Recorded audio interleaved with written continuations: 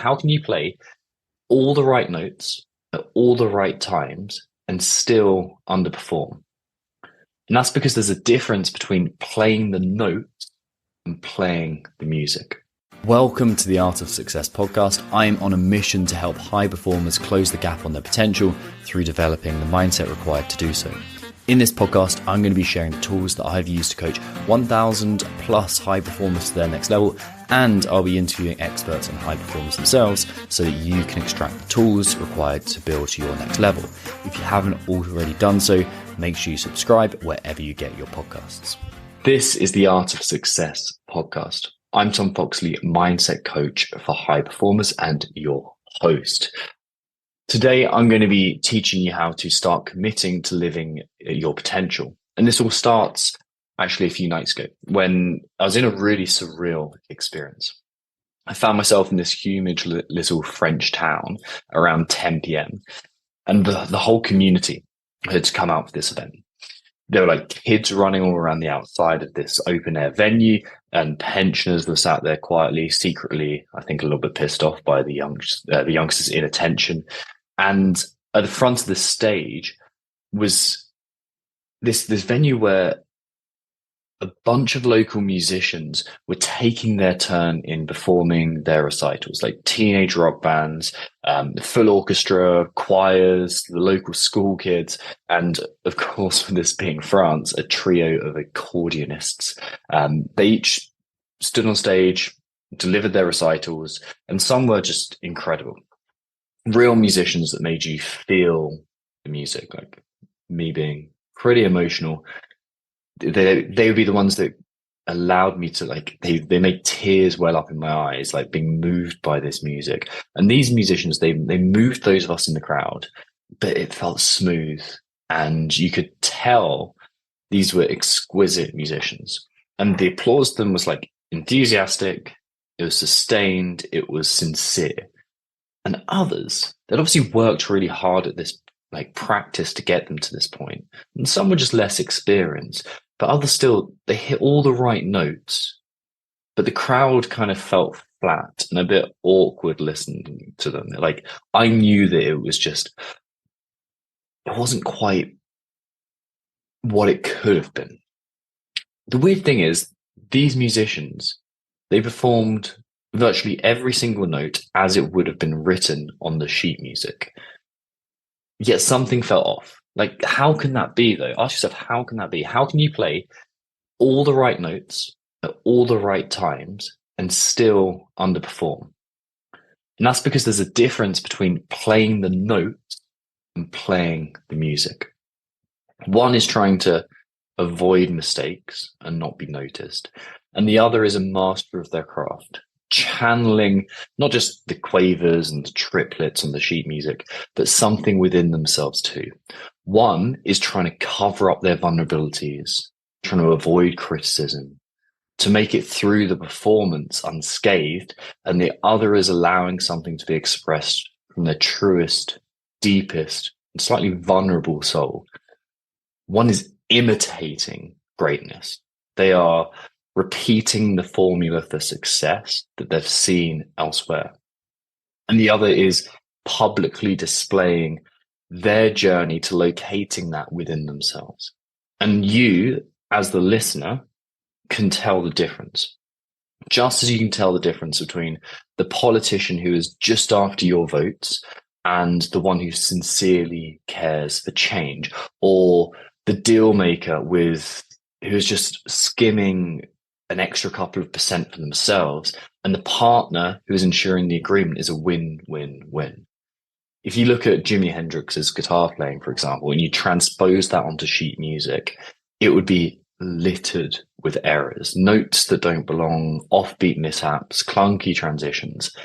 But when you listen to his music, every mistake, in inverted commas, not only belongs, but it enriches the experience, makes it better. And it wasn't just the heroin coursing through his veins. It was Jimmy showing who he really was. Just a quick favor to ask, my friends.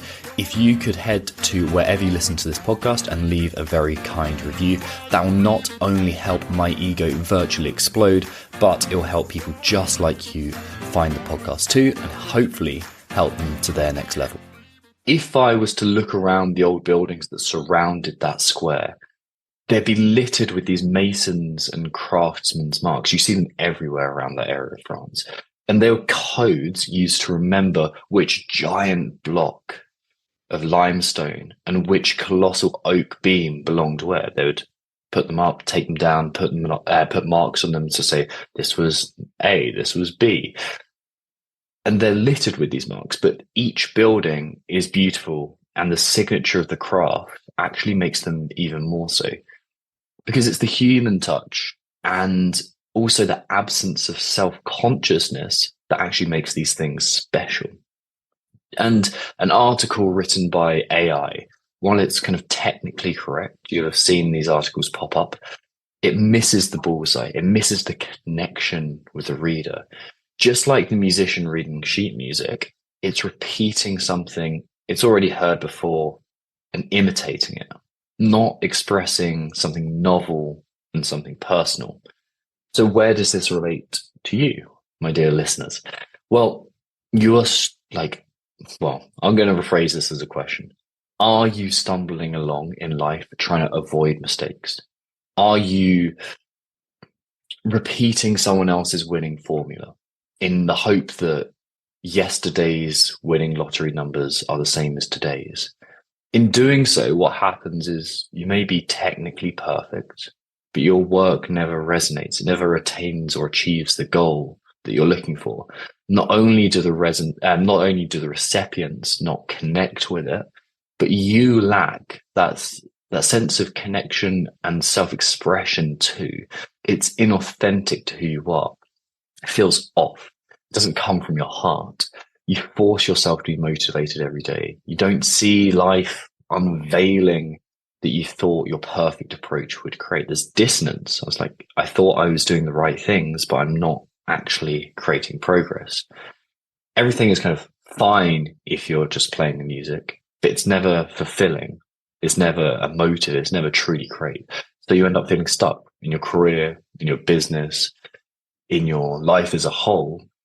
And you start losing the part of you that you really are, your truer self. To paraphrase Thoreau, that's a bit of a tongue twister. To paraphrase Thoreau, you're living a life of quiet desperation and fear going to the grave with the song still unsung within you.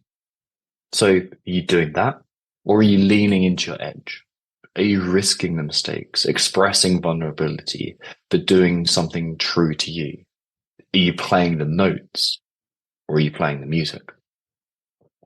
This is where the mindset to create success actually comes into play. There are 3 reasons that you may just be playing the notes and not playing your music. Firstly, we have to talk about stories and beliefs. You may have been taught to play small. You may have learned the story that you should avoid failure at all costs. And you may be a perfectionist. You may believe you have to be perfected. You may believe you have to be perfect, A procrastinator masquerading as quality control. That's essentially what it is. Your stories are predictors of your actions. So if you want to change actions and ultimately your fulfillment and your success, you're going to have to change the narrative. Second, we must consider the character that you're developing. It's quite possible that you've just put the reps into developing the wrong character, the character skills that do not serve you. So instead of practicing courage, you practice cowardice, and you put in tens of thousands of reps that make cowardice more likely to happen in the future. Instead of ingraining wisdom into your neural pattern, into your neural biology, you've practiced immediate gratification. If your character is untrained, you're always going to be performing below your potential. And frankly, it's a sets and reps game. You've just got to put the sets in. You've just got to put the reps in. And finally, but equally as importantly, and so often missed out, your physiology, your biology, your body may be working against you rather than for you. When we're on autopilot in life and we're just trundling through in this constant fight or flight state, you seek safety, not self-expression, not connection, not vulnerability. Your physiology is wired for threat, not for connection and that human element. And this affects not only the choices you make, but literally the choices you see for your actions too. And therefore, that determines the action you take. So there's 3 steps to playing your music. Regulate your nervous system, develop your character, and eliminate your stories. If you've enjoyed this show, I'd love it if you could head to Spotify, wherever you listen to your podcast, and leave a 5-star review. And if you feel super kind, then you can share it on wherever you listen or wherever you use your social media. I've now made the solid transition to LinkedIn. So if you want to connect there, that'd be awesome. Shoot me a message on LinkedIn. You can find me, Tom Foxley, right there. And I'll be back next week with another episode of the Art of Success podcast.